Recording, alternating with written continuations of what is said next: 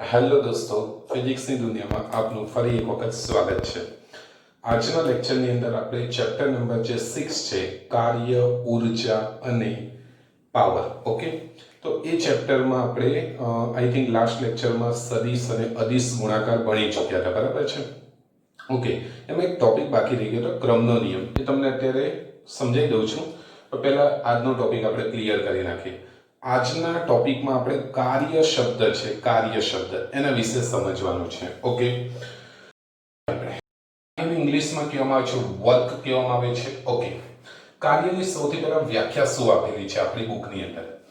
એવું કીધું છે કે કોઈ પદાર્થ ઉપર બળ લાગે છે તો બળ અને બળની અસર હેઠળ અથવા તો બળ લાગે છે ત્યાં સુધી, એટલે કે બળની અસર હેઠળ થતું સ્થાનાંતર, એ બંનેનો જો તમે ગુણાકાર કરી નાખો તો તમને જે રાશિ મળે છે એને કાર્ય કહેવામાં આવે છે. અને કેવો ગુણાકાર? અદિશ ગુણાકાર. ઓકે, સમજાવું તમને. W is equal two FD. W બરાબર 4D નાખીશ એટલે કે ફિક્સ ડિપોઝિટ. ઓકે, એવું યાદ રાખજો. તો બળ ગુણ્યા સ્થાનાંતર એને કહેવામાં આવે છે કાર્ય. W is equal two FD. બળ અને બળની અસર હેઠળ થતું સ્થાનાંતર, ડિસ્પ્લેસમેન્ટ. ઓકે, તો W is equal to F સદિશ ડોટ D સદિશ. આ ડોટ છે એનો અદિશ ગુણાકાર કહેવાય અથવા તો ડોટ ગુણાકાર કહેવાય. બે સદિશ રાશિઓના અદિશ ગુણાકારથી જે રાશિ મળે છે એ પણ કેવી હશે? અદિશ હશે. એટલે કાર્ય કેવી રાશિ છે? અદિશ રાશિ છે. Very good. તો W is equal to F સદિશ ડોટ D સદિશ. જો તમે ડોટ કાઢી નાખો તો ગઈકાલે આપણે પ્રીવિયસ લેક્ચરમાં ભણ્યા એ પ્રમાણે ડોટ કાઢી નાખવાથી cos થીટા આવશે અને સદિશની જગ્યાએ બંનેના મૂલ્ય લખવાના છે. તો આ જે બ્રહ્મસૂત્ર છે એ તમને યાદ હશે તો આના કોઈ પણ MCQ કે કોઈ પણ દાખલા તમે સોલ્વ કરી શકશો. તો W is equal to F સદિશ dot D સદિશ is equal to FD cos theta. Okay, very good. ચલો, વ્યાખ્યા આવડી ગઈ અને સૂત્ર પણ ખબર પડી ગઈ. વ્યાખ્યા શું છે? બળ અને બળની અસર હેઠળ થતું સ્થાનાંતર, એ બંનેના ગુણાકારને શું કહે છે? કાર્ય કહે છે. કાર્ય કેવી રાશિ છે? અદિશ રાશિ છે. Very good. એનું સૂત્ર શું છે? W is equal to F સદિશ dot D સદિશ is equal to FD cos theta. અને થીટા શું છે? બળ અને સ્થાનાંતર વચ્ચેનો ખૂણો છે. થીટા શું છે? બળ અને સ્થાનાંતર વચ્ચેનો ખૂણો છે. Very good. હવે કાર્ય છે એ ત્રણ પ્રકારના અહીંયા આપેલા છે. જોઈએ, અમુક વાર કાર્ય છે ધન મળશે, અમુક વાર કાર્ય ઋણ મળશે, અમુક વાર કાર્ય 0 મળશે. તો ક્યારે કયા પ્રકારનું કાર્ય મળે છે જોઈએ આપણે. ધારો કે સમજી લો, જે દિશામાં બળ લાગે છે એ જ દિશામાં સ્થાનાંતર થતું હોય. તમે ધારો કે બળ આ દિશામાં લગાવો છો અને સ્થાનાંતર પણ એ જ દિશામાં થાય છે. ઓકે, કોઈ વસ્તુને તમે ધક્કો મારો છો તો જે દિશામાં તમે બળ લગાવો છો તે જ દિશામાં જો સ્થાનાંતર થાય તો બંને વચ્ચેનો ખૂણો કેટલો થયો કહેવાય? 0. એનો મતલબ કે F પેરેલલ ટુ D. એનો મતલબ થાય બળ અને સ્થાનાંતર એકબીજાને સમાંતર છે તો ખૂણો 0 બને છે. તો અહીંયા cos 0 લખો તો W is equal to FD cos 0 કેટલી થાય છે? 1. આ યાદ રાખજો, sin થીટા અને cos થીટા, 0 ખૂણો અને 90 ખૂણો. હવે યાદ કઈ રીતે રાખવાની તમારે કિંમતો? એકડી ક્યાંથી સ્ટાર્ટ થાય? 0 થી. તો 0 થી 1, 1 થી 0. તો cos 0 ની કિંમત કેટલી છે? 1 છે. તો cos 0 is equal to 1. તો આન્સર આવે છે પ્લસ FD. માટે કાર્ય કેવું મળે છે? ધન. તો વાક્ય એવું આવે છે કે બળ અને સ્થાનાંતર બંને એક જ દિશામાં હોય ત્યારે કાર્ય ધન મળે છે. Very good. હવે આની વાત કરીએ. ધારો કે તમે મતલબ કે સાયકલ લઈને જાઓ છો અને સાયકલ અમુક સ્પીડમાં જતી હોય છે. ઓકે, અને તમે ધારો કે બ્રેક મારો છો તો બ્રેક ક્યાં લાગે છે? પાછળ. પણ તો પણ તમે સ્લીપ આગળ, એટલે આગળ તમે સ્થાનાંતર કરશો. અથવા ઘર્ષણ બળ પાછળ લાગતું હોય છે. ઘર્ષણ બળ હંમેશા તમારી જે ગતિ છે એનો વિરોધ કરે. તો ઘર્ષણ બળ વડે થતું કાર્ય, તો ઘર્ષણ બળ આ દિશામાં લાગે છે, સ્થાનાંતર આ દિશામાં થાય છે. તો બંને વચ્ચેનો ખૂણો કેટલો થાય? ઘર્ષણ બળ આ સાઈડ ફ્રિક્શન અને D આ બાજુ, બંને વચ્ચેનો ખૂણો કેટલો થાય? 180. બરાબર છે. તો cos 180 લખો. W is equal to FD cos 180. cos 180 ની કિંમત -1 છે. બરાબર છે. cos 0 ની કિંમત 1 છે, cos 180 ની કિંમત -1 છે. તો -1 લખો એટલે નેગેટિવ કાર્ય મળે. તો જ્યારે F અને D બંને પરસ્પર વિરુદ્ધ દિશામાં હોય એટલે ગુજરાતીમાં બોલો તો પ્રતિ સમાંતર. અહીંયા સમાંતર આવે છે અને ઇંગ્લિશમાં પેરેલલ બોલાય. અહીંયા પ્રતિ સમાંતર આવે છે એનો મતલબ કે એન્ટી પેરેલલ કહી શકાય. ઓકે, તો ત્યારે કાર્ય મતલબ નેગેટિવ મળે છે. તો કાર્ય નેગેટિવ ક્યારે મળે? પ્રતિ સમાંતરમાં. અને F અને D સમાંતર એક જ દિશામાં હોય તો શું મળે? કાર્ય ધન મળે. હવે એક ગજબની વસ્તુ છે, દેખો, જ્યારે ખૂણો 90 બનતો હોય, ખૂણો 90 ક્યારે બને એ તમને કહું. વર્તુળાકાર ગતિ થતી હોય ત્યારે તમને યાદ હશે કેન્દ્રગામી બળ અંદર લાગે અને સ્થાનાંતર હંમેશા સ્પર્શકની દિશામાં લેવામાં આવે છે. કેમ કે આમ જશે, અહીંયા આગળ આમ જશે, આ રીતે સ્પર્શકની દિશા, જે દિશામાં વેગ હશે એ દિશામાં સ્થાનાંતર લેવામાં આવે છે. તો બંને વચ્ચે ખૂણો કેટલો બને? 90 બને છે. યાદ હશે સ્પર્શક વચ્ચેનો ખૂણો. તો ખૂણો 90 બને તો cos 90 ની કિંમત કેટલી છે? cos 90 0. કાર્ય કેવું મળશે? 0. તો વર્તુળાકાર ગતિ દરમિયાન કેન્દ્રગામી બળ અને સ્થાનાંતર વચ્ચેનો ખૂણો 0 લઈ શકાય. માટે મતલબ cos 90 0 એટલે કાર્ય 0 મળશે. તો કાર્ય ધન મળી શકે, ઋણ મળી શકે ને શૂન્ય પણ મળી શકે છે. ઓકે, તો કાર્ય વિશે આપણે થોડી જસ્ટ ઉપર ચલી માહિતી લીધી. હવે આના ઉપરથી કેટલા દાખલાઓ આપણે ગણી શકીએ છીએ એ દાખલાઓ પણ જોડે જોડે આપણે પતાવતા રહીશું. એ જ રીતે કાર્ય પછી બીજો ટોપિક આવશે ગતિ ઉર્જા. ગતિ ઉર્જા સમજાઈશ અને એના દાખલા સમજાઈ, સ્થિતિ ઉર્જા અને એના દાખલા. ઓકે, આટલું પહેલા જોઈ લો, પછી આપણે દાખલા તરફ આગળ વધીએ.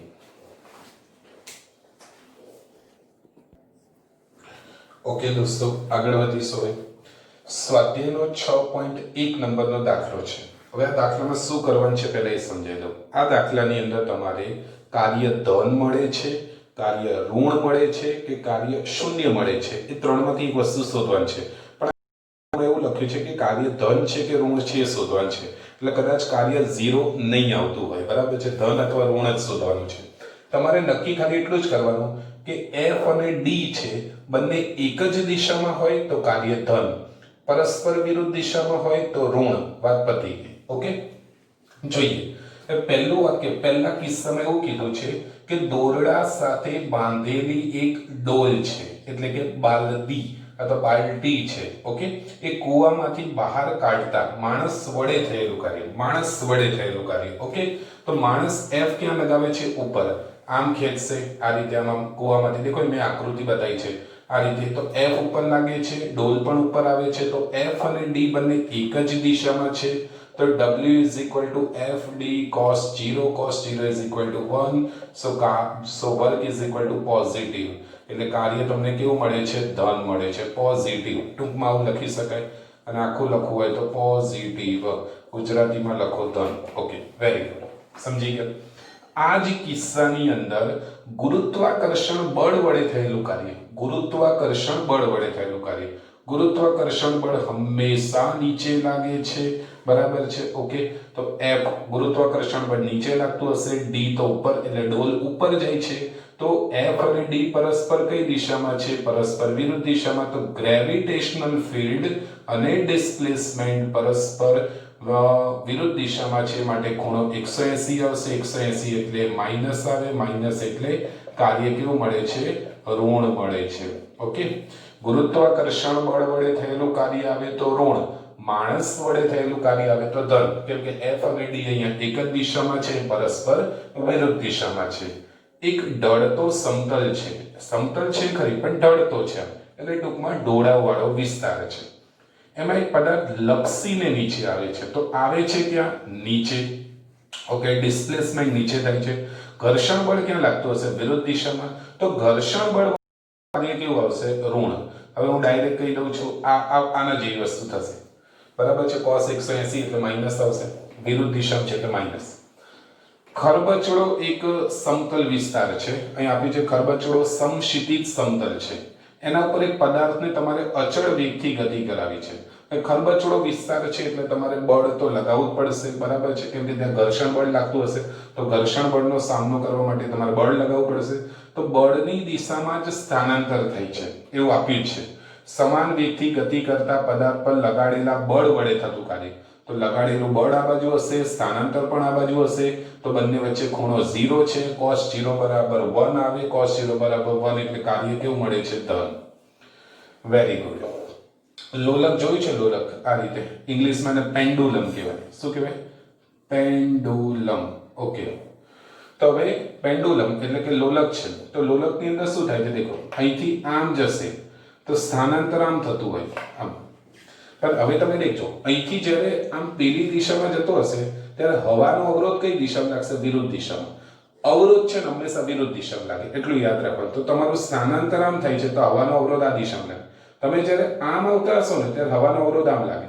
તમે આ દિશામાં જશો તો હવાનો અવરોધ આ બાજુ લાગશે. પણ જ્યારે પાછા આવશો ત્યારે હવાનો અવરોધ પાછો વિરુદ્ધ દિશામાં આવશે. ટૂંકમાં હવાનો અવરોધ તમારી જે દિશામાં સ્થાનાંતર થશે એને વિરુદ્ધ દિશામાં લાગતું હશે. બરાબર છે? તમે ઉપર જશો, તમે આગળ જશો તો હવાનો અવરોધ પાછળ આવશે, પાછા આવશો તો હવાનો અવરોધ આગળ લાગશે. ટૂંકમાં હવાનો અવરોધ શું કહે છે? કે તમે ધીમા પડો.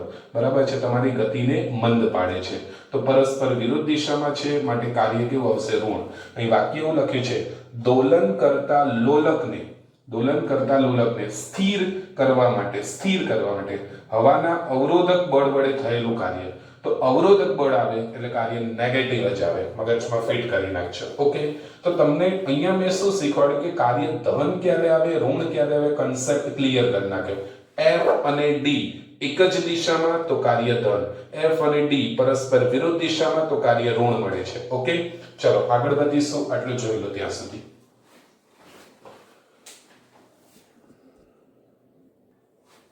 ઓકે, આગળના દાખલા તરફ આગળ વધીશું. આગળનો દાખલો છે ઉદાહરણ નંબર 6.1.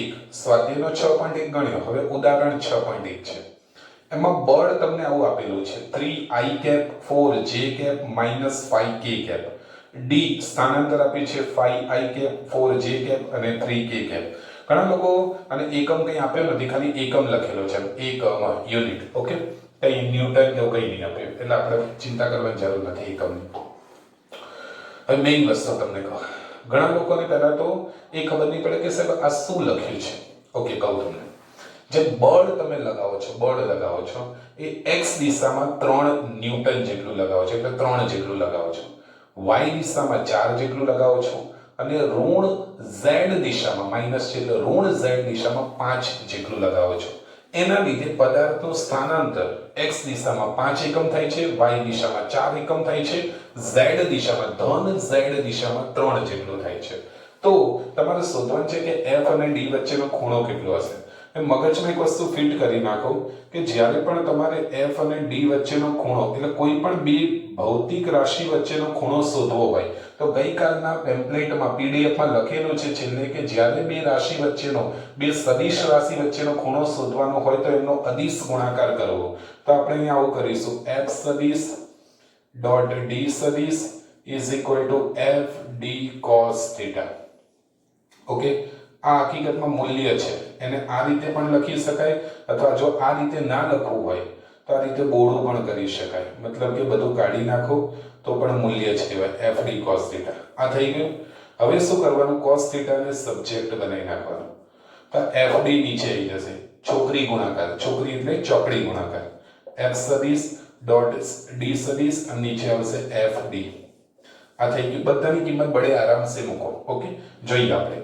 પણ એક મિનિટ, આપણે જયાબેનનો ઉપયોગ કરી લઈએ. જ્યાં f અને d કઈ રીતે શોધાય? સદિશમાં તો મને ખબર છે, પણ મૂલ્ય કઈ રીતે શોધાય? તો મૂલ્ય શોધવા માટેની ટેકનિક પણ તમને આવડે છે. આ રીતે મૂલ્ય લખાય અથવા તો ખાલી f લખાય. મૂલ્ય કઈ રીતે કરવાનું? ઘૂંઘટ પહેરાઈ દો અને 3 એ 3 ઘટકનો સ્ક્વેર કરી નાખો અને બધાનો સરવાળો કરી નાખો. i j k લખવાની જરૂર નથી, માઈનસ હશે તો પણ પ્લસ થઈ જશે. 3 નો સ્ક્વેર, 4 નો સ્ક્વેર, -5 નો સ્ક્વેર 25 થશે. અહીંયા 9 આવશે, અહીંયા 16 આવશે, અહીંયા 25 આવશે અને બધાનો સરવાળો કરશો તો ઘૂંઘટની અંદર 50 આવશે. આઈ થિંક તમે સમજી ગયા છો. 16 ને 9 25, 25 ને 25 50. આમાં પણ જવાબ એ જ આવવાનો છે. આઈ થિંક તમે સમજણ પડે છે. આનો સ્ક્વેર કરો, આનો 5 નો સ્ક્વેર 25, 4 નો સ્ક્વેર 16, 3 નો સ્ક્વેર 9, બધાનો સરવાળો કરો. ડાયરેક્ટ જવાબ લખી નાખું છું, ટેમ્પલેટમાં જોઈ લેજો. ઓકે, ખબર પડી ગઈ. તો આ f અને d ના મૂલ્યનો જવાબ છે. તો હવે તમે વ્યવસ્થિત કિંમત લખશો તો cos θ ઇઝ ઇક્વલ ટુ શું કરીશું, ઉપર સદિશ વાળી કિંમત એટલે કે f સદિશની કિંમત કેટલી છે, તો કૌંસની અંદર 3i cap plus 4j cap minus 5k cap પછી ડોટ છે, પછી d સદિશની કિંમત તો લખી નાખો 5i cap plus 4j cap plus 3k cap નીચે મૂલ્ય લખવાનું છે, f નું મૂલ્ય કેટલું છે √50 ઘૂંઘટની અંદર 50 અને પેલાનું પણ કેટલું છે ઘૂંઘટની અંદર 50. તમને ખબર 2 ગુણ્યા √2 કેટલા થાય 2, તો √50 ગુણ્યા √50 કેટલા થાય 50. સમજી ગયા? Okay, very good. હવે શું સમજવું છે તે ધ્યાન આપજો. આ કયો ગુણાકાર છે? ડોટ ગુણાકાર છે. ડોટ ગુણાકારમાં તમે યાદ કરો, સમાન હોય તો 1 જવાબ આવે, સરખા સરખાનો ગુણાકાર થાય અસમાન હોય તો 0 આવે. આનો ગુણાકાર આ બધા જોડે કરવાનો છે, પણ આ લોકો જોડે કેમ નહીં કરીએ? i ડોટ જે 0 i ડોટ કે 0 થઈ જાય તો ખાલી i ડોટ i 1 થાય અને 3 પંચા 15. ખબર ના પડી, i ડોટ i 1 થાય અને 3 પંચા 15, એ 15 એકા 15 જ થાય.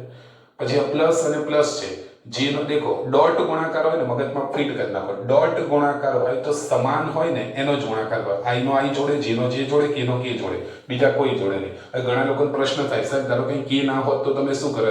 તો k નો ગુણાકાર કોઈ જોડે થાત જ નહીં, કેમ કે આ બંને જોડે કરો તો 0 આવે, તો આ k પણ નીકળી જાય. ઓકે, બરાબર. તો હવે દેખો j ડોટ j શું આવે 1, ચોખ્ખું ચોખ્ખું 16 અને પ્લસ પ્લસ પ્લસ જ છે, માઇનસ પ્લસ માઇનસ 3 પંચા 15, k ડોટ k તો 1 છે. ખબર પડી? સરખા સરખાનો ગુણાકાર કરવાનો ડોટમાં. 15 15 ઉડી ગયા તો 16 ભાગ્યા શું આવે છે 50, અડધા કરી નાખો, 8 ભાગ્યા કેટલા આવશે 25, 8 ભાગ્યા 25 કર્યા તમે. આનો પરફેક્ટ જવાબ લાવવો હોય તો ઉપર નીચે 4 4 એક કામ કરીને અહીંથી જઈ જશે, ઉપર નીચે 2 2 વડે ગુણી નાખો તો 32 ભાગ્યા 100 એટલે જવાબ આવે 0.32.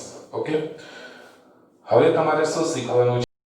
જે નેચરલ કોસાઇન હોય, નેચરલ કોસાઇન લોગ ટેબલ હોય છે, લોગ ટેબલ એમાં નેચરલ કોસાઇન લખ્યું હશે, એ પેજ ખોલવાનું અને તમારે જોવાનું કે cos થીટાની કિંમત 0.32 ક્યારે આવે છે, બરાબર, કેટલો ખૂણો હોય ત્યારે.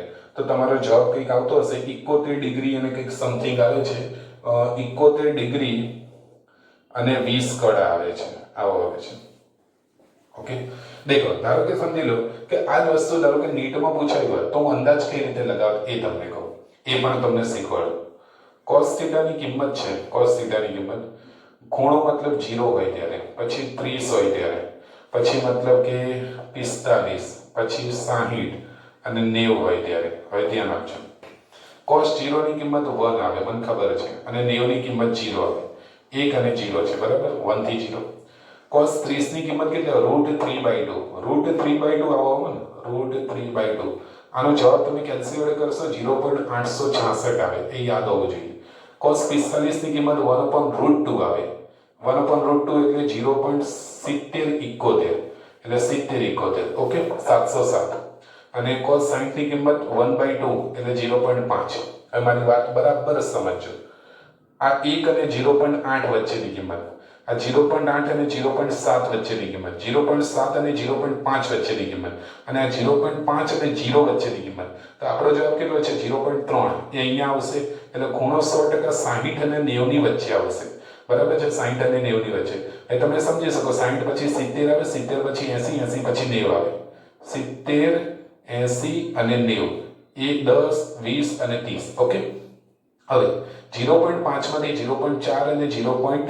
કેટલા થશે, 0.5 માંથી 0.4 થશે, 0.3 0.2 0.1 અને 0, 1 2 3 3 કદમ, 4 કદમ, 5 કદમ, પેલી બાજુ 3 કદમ છે. એટલે લગભગ મારા અંદાજે આપણો જવાબ અહીંયા છે, એટલે અહીંયા જવાબ 60 થી 70, 70 થી 80 ની વચ્ચે આવે. તો જવાબ કેટલો આવે છે 71 ડિગ્રી અને 20 કડા. તો તમને ઓપ્શન એલિમિનેટ કરતા એટલે કાઢતા તમને નીટમાં આવડી જશે. આવું કરી શકાય. નીટમાં ધારો કે આવું નહીં પૂછાતું હતું પણ પૂછાઈ જાય તો પણ તમને આ રીતે રેન્જ ખબર પડે. મેં શું સમજાયું કદાચ ખબર પડી હશે, ના પડી હોય તો વાંધો નહીં, જવા દેજો. પણ અત્યારે હાલમાં cos થીટાની કિંમત 0.32 છે તો એમાં ખૂણો કઈ રીતે શોધવાનો? નેચરલ કોસાઇન છે એમાં જોવાનું કે 0.32 ક્યારે આવે છે? 71 ડિગ્રી અને 20 કળા હશે ત્યારે આવશે. એ ના આવડતું હોય તો આપણે શાંતિથી શીખવાડીશું, બરાબર છે? ઓકે, તો f અને d વચ્ચેનો ખૂણો મળી ગયો. કઈ રીતે શોધવાનો? f જ્યારે બે રાશિ વચ્ચેનો ખૂણો શોધવો હોય ત્યારે અદિશ ગુણાકાર કરવાનો. f સદિશ ડોટ d સદિશ બરાબર fd cos θ ને કરતા બનાવો. fd ચોકડી ગુણાકાર કરી નીચે જશે. f અને d નું મૂલ્ય શોધો. તો મૂલ્ય કઈ રીતે શોધાય? ઘૂંઘટ પહેરાવી દો, બધાનો સ્ક્વેર કરી નાખો અને સરવાળો કરી નાખો. જવાબ આવી જશે. બધાનો સ્ક્વેર કરો, સરવાળો કરો, ઘૂંઘટ પહેરાવો. ઓકે, તો f અને d નો જવાબ આવે છે ઘૂંઘટમાં 50. ઉપર સદિશ છે તો સદિશમાં કિંમત મૂકો. વચ્ચે ડોટ ગુણાકાર હોય તો સમાન હોય એનો જ ગુણાકાર થાય. i ડોટ i 1 થાય, j ડોટ j 1 થાય, k ડોટ k 1 થાય. i નો i જોડે, j નો j જોડે, k નો k જોડે. અદિશ ગુણાકાર ડોટ ગુણાકારમાં 3 પંચા 15, 4 ચોકો 16, 5 તરી 15, પણ માઈનસ પ્લસ માઈનસ આવશે. ઓકે, જે કેન્સલ થતું તો કેન્સલ કરી નાખ્યો. જવાબ આટલો આવે છે. બંને વચ્ચેનો ખૂણો મળી ગયો. હજી આ એક વસ્તુ શોધવાની બાકી છે. ચલો એ પણ આપણે શોધી જ નાખીએ એટલે તમારો દાખલો પતી જાય. પ્રક્ષેપ શોધવાનો છે. ગઈકાલે મેં તમને કીધું હતું કે પ્રક્ષેપનો મતલબ શું થાય? પડછાયો થાય, બરાબર છે? તો પડછાયો કઈ રીતે શોધીશું? આમાં એવું કીધું છે કે f ના d પરના પ્રક્ષેપનું મૂલ્ય શોધો. આ વાક્યનો મતલબ કહો. f ના d પરના, બરાબર, f ના d પરના પ્રક્ષેપનું મૂલ્ય એટલે પ્રક્ષેપ કોનો છે? f નો પડછાયો શોધવાનો છે. તો એ કેટલો આવશે? f cos θ. જેનો પ્રક્ષેપ હોય એટલો cos θ હોય. આ f છે, આ d છે, આ રીતે પડછાયો કરશો તો આ f cos θ થશે. જેની સાથે ખૂણો બને cos ઘટક આવે, બરાબર છે? તો f નો d પરનો પ્રક્ષેપ f cos θ. f ની કિંમત કેટલી છે? આપણે f નું મૂલ્ય કેટલું છે? ઘૂંઘટની અંદર મતલબ કેટલા છે? 50. અને cos θ ની કિંમત કેટલી હતી? આખી 0.32 હમણાં જ આપણે કરી. આ બંનેનો તમે જવાબ લાવો તો આઈ થિંક જવાબ આવે છે કંઈક 2.263 ન્યૂટન આવે છે. કેલ્સી વડે કરજો તમે કે 50 છે, 50 નું વર્ગમૂળ કરજો, ગુણાકારમાં 0.32 કરજો. ઓકે, એપ્રોક્સિમેટલી જવાબ લાવો હોય તો 50 નું વર્ગમૂળ આ રીતે કરી શકાય. 25 દુ 50 બરાબર 25 બાર આવી જાય કેટલા થઈ જાય? 5. આ √2 છે અને આ 0.32 છે. હવે દેખો નીટમાં પૂછાય તો હું શું કરું? 5. આની કિંમત 1.41 આવે, આની કિંમત 0.32 આવે છે. હવે હું એક કામ કરીશ, આ 5 લઈ લો, આ 1.4 લઈ લો, આ 0.3 લઈ લો, બરાબર છે? તો હવે મારો જવાબ કદાચ એવું કરી શકાય કે 5 ગુણ્યા 14 અને ગુણ્યા 3 અને નીચે ભાગાકારમાં 100 આવી જશે. 14 તરી તમે કરી નાખો, 42 થઈ જશે. ઓકે, 14 દુ 28, 42 ને 5 વડે ગુણી નાખો, બરાબર છે? ઓકે, તો 42 પંચા તમે કરી નાખો તો 42 પંચા એટલે 5 ચોક 20 એટલે મતલબ કે 210 ની આજુબાજુ આવે અને ભાગ્યા 100 એટલે જવાબ આવશે 2.1. દેખાઈ ગયો એપ્રોક્સિમેટલી જવાબ, બરાબર છે? ઓકે, એટલે એપ્રોક્સિમેટલી જવાબ તમે નીટમાં રીતે, અને નીટની અંદર બે ઓપ્શન વચ્ચે રેન્જ પણ એટલી મોટી હશે કે તમને ખબર પડશે. બોર્ડની અંદર નીટનું કેમ લાવી દઉં છું કે તમને ખબર પડે કે એલસી વગર કઈ રીતે ગણી શકાય, બરાબર? તો f નો d પરનો પ્રક્ષેપ શોધી નાખ્યો, f અને d વચ્ચેનો ખૂણો શોધી નાખ્યો. બે રાશિ વચ્ચેનો ખૂણો શોધવો હોય તો હંમેશા અદિશ ગુણાકાર કરવો અને જેનો પ્રક્ષેપ કે એને cos θ વડે ગુણી નાખવાનો, f cos θ. અને આ f નું મૂલ્ય છે, ધ્યાન રાખજો. અહીંયા તમે સદિશ કિંમત ના લખો, લખો f cos θ. f એટલે મૂલ્ય છે. ઓકે, આ દાખલો ફિનિશ કરી પછી આગળ વધીએ. જોઈ વાળું.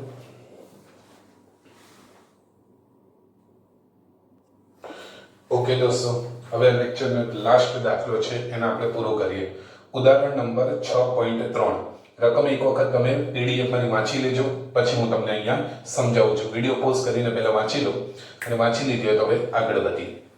એક સાયકલ સવાર છે, એ રસ્તા પર મતલબ કે પેડલ સાયકલ ઉપર સાયકલને પેડલ મારે છે અને સાયકલ આગળ વધી રહી છે. Very good. હવે રસ્તો છે, રસ્તો એ સાયકલના ટાયર ઉપર ઘર્ષણ બળ લગાવશે. ઓકે, તો ઘર્ષણ બળ લાગે છે જે સાયકલની વિરુદ્ધ દિશામાં લાગશે, સાયકલના ગતિની વિરુદ્ધ દિશામાં. તો રસ્તા વડે સાયકલ ઉપર લાગતું ઘર્ષણ બળ છે એ 200 ન્યૂટન છે અને સાયકલ આ બાજુ 10 મીટર આગળ વધે છે. તો આટલી માહિતી તમને ડેટા આપેલો છે અને તમારે શું શોધવાનું છે એ કહો. રસ્તા વડે એટલે આ રસ્તા વડે સાયકલ પર થતું કાર્ય. હવે તમારે શબ્દ ખાલી હંમેશા આટલું જ વાંચવાનું. કોના પર થતું કાર્ય આપ્યું છે? સાયકલ પર થતું કાર્ય. તો W = FD cos θ. F કેટલું લાગે છે? તો 200 ન્યૂટન. સાયકલ પર બળ કેટલું લાગે છે? 200 ન્યૂટન. સાયકલ કેટલું સ્થાનાંતર, જેના પર કાર્ય આવે ને, જેના પર કાર્ય, ફિઝિક્સમાં શબ્દ યાદ રાખજો, કેમિસ્ટ્રીની મિક્સ ના કરતા, બરાબર છે? ઓકે, કે પર આવે એટલે પ્લસ આવે એ બધી વસ્તુ નહીં કહેતો. ફિઝિક્સ જે સૂત્રને આધારિત છે, તો ધ્યાન આપજો. સાયકલ પર થતું કાર્ય, તો સાયકલ કેટલી ગતિ કરે છે? 10 મીટર. ઓકે, હવે સાયકલને બળ કઈ દિશામાં લાગે છે? આ બાજુ, અને સ્થાનાંતર આ દિશામાં થાય છે. ખૂણો કેટલો આવે? 180 આવે છે. cos 180 એટલે -1 થશે, બરાબર છે? ઓકે, તો બસ આ બંનેનો ગુણાકાર કરો તો 2000 આવશે, અને આ -1 આવશે એટલે -2000 ને જૂલ આવે છે. તો -2000 જૂલ કાર્ય થશે. -1 આવશે અહીંયા, તો -1 વડે ગુણી નાખો એટલે આગળ માઈનસ આવે. ખબર પડી? ના પડી? ઓકે, સાયકલ આ બાજુ જાય છે. રસ્તા વડે સાયકલ પર લાગતું બળ આ સાઈડ છે. બળ અને સાયકલ બંને પરસ્પર કઈ દિશામાં છે? વિરુદ્ધ દિશામાં છે. cos 180 આવે. વાત પતી ગઈ. એટલે જેના પર કાર્ય આવે ને, જેના પર કાર્ય, એ કેટલું સ્થાનાંતર કરે છે જોવાનું તમારે. હવે એવું કીધું છે કે સાયકલ વડે રસ્તા પર થતું કાર્ય કેટલું છે? રસ્તા પર થતું કાર્ય. તો હવે રસ્તા પર થતું કાર્ય એટલે FD cos θ. આ બધું જવા દો, બરાબર છે? F ને એમને એમ રાખો, cos θ ને પણ એમને એમ રાખો, પણ મેઈન વસ્તુ D છે, D એ 0 આવશે. તમે કહેશો કેમ? રસ્તા પર થતું કાર્ય એટલે રસ્તો આગળ વધે છે, આ રસ્તો છે ખસે છે? ના, તો રસ્તાનું સ્થાનાંતર કેટલું આવે? 0. તો કાર્ય પણ કેવું આવશે? 0 જૂલ આવે છે. ઓકે, 0 જૂલ આવે છે. જેના પર કાર્ય આવે, દેખો, રસ્તા વડે સાયકલ પર કાર્ય, તો સાયકલ ગતિ કરવી જોઈએ, અને સાયકલ વડે રસ્તા પર થતું કાર્ય, તો રસ્તો ગતિ કરવો જોઈએ, પણ રસ્તો ગતિ કરતો નથી, એનું સ્થાનાંતર 0 છે એટલે 0 આવશે. આપણે અહીંયા તમે એવું લખી શકો, અહીંયા તમે 200 લખી શકો, અહીં ખૂણો 0 પણ લખી શકો. આવું કેમ લખી શકાય? એનું કારણ, જો ઘર્ષણ બળ આ બાજુ 200 ન્યૂટન લગાવતું હોય, તો સાયકલ છે રસ્તાને 200 ન્યૂટન આ બાજુ લગાવે. ન્યૂટનની ગતિનો ત્રીજો નિયમ. અને આપણે શું કહેવાય, ખૂણો તો લખવાની જરૂર જ નથી, કેમ કે D અને F, D તો છે જ નહીં, તો ખૂણો કઈ રીતે બને? એટલે અહીં લખવાની જરૂર છે નહીં, બરાબર છે? આઈ થિંક ખબર પડી ગઈ હશે. જેના પર કાર્ય આવે ને, એ ગતિ કરવો જોઈએ. સાયકલ પર કાર્ય, તો સાયકલ ગતિ કરવી જોઈએ. રસ્તા પર કાર્ય, તો રસ્તો ગતિ કરવો જોઈએ, પણ રસ્તો સ્થાનાંતર કરતો નથી એટલે સ્થાનાંતર 0, ડિસ્પ્લેસમેન્ટ 0, તો કાર્ય 0.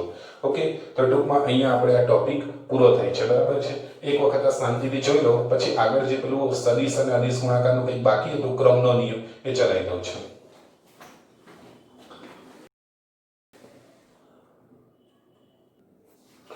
ઓકે દોસ્તો, આગળ વધીશું.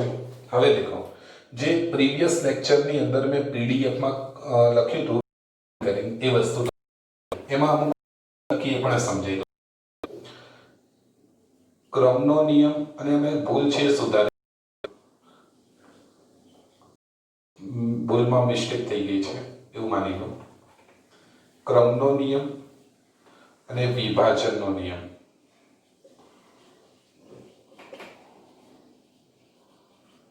ઓકે, આ બંને સમજાવું છું. સદિશ ગુણાકાર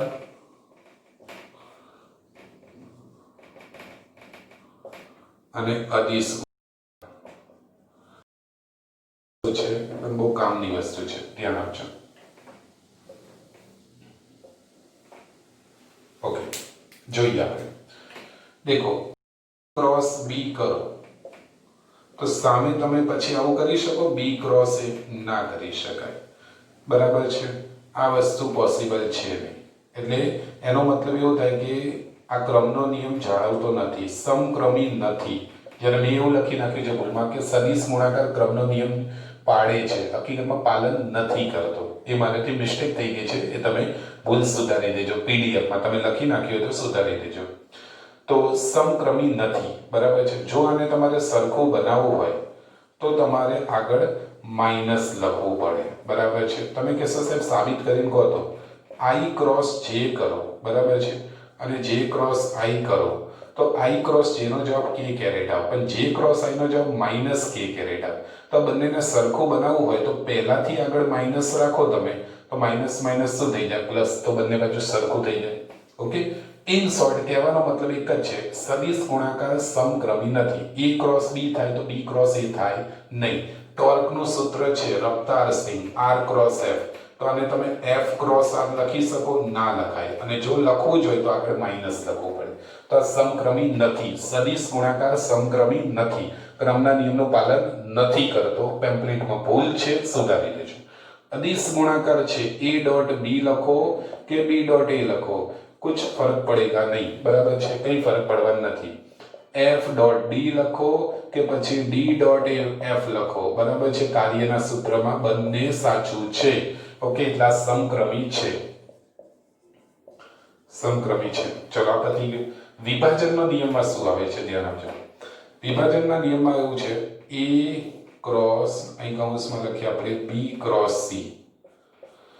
ધારો કે આવું લખેલું હોય તો આમાં વિભાજન કરવું હોય તો કઈ રીતે થાય? A નો તમે ક્રોસ કરો, ઓકે, પછી A નું તમે C સાથે ક્રોસ કરો અને બંનેનો સરવાળો કરી નાખો, તો જે જવાબ આવે ને એ આની જેટલો આવે છે. આનો મતલબ આવો છે. A નો B સાથે ક્રોસ કરો, A નો C સાથે ક્રોસ કરો, બરાબર છે, આ ક્રોસ છે, અને બંનેનો સરવાળો કરી નાખો તો તમને મળશે. આ વિભાજનનો નિયમ આ રીતે આવે છે. કોઈ કિંમત હોય તો હું તમને કિંમત ગણીને બતાવત, પણ અત્યારે ખાલી આટલું યાદ રાખજો. અદિશ ગુણાકાર છે એટલે સામાન્ય ગુણાકાર. ધારો કે આવું લખ્યું હોય A સદિશ ડોટ B સદિશ પ્લસ C સદિશ, તો આનું આપણે વિભાજન કરીએ તો A નો તમે B સાથે ડોટ કરો, A નો તમે C સાથે ડોટ કરો અને બંનેનો તમે સરવાળો કરો. સિમ્પલ છે. આનું આની સાથે ડોટ, આનું આની સાથે ડોટ, અને વચ્ચે પ્લસ છે તો પ્લસ કરી નાખો. આ વિભાજનનો નિયમ, આ ક્રમનો નિયમ. ક્રમના નિયમનું પાલન નથી કરતો, ક્રમના નિયમનું પાલન કરે છે. અને વિભાજનનો નિયમ પાલન એવું નહીં આવતું, પણ વિભાજન આ રીતે થાય છે. આ ધ્યાન રાખજો. આવું કદાચ તમને પૂછી શકાય MCQમાં. ઓકે, તો ટૂંકમાં આગળના લેક્ચરમાં જે થોડું અધૂરું રહી ગયું એ પૂરું કરી નાખ્યું, અને આ લેક્ચર પણ પૂરો થયો. 2 લેક્ચર આપણે કમ્પ્લીટ થયા, ચેપ્ટર નંબર 6 ના. હવે પછી આપણે નેક્સ્ટ લેક્ચરમાં મળીશું.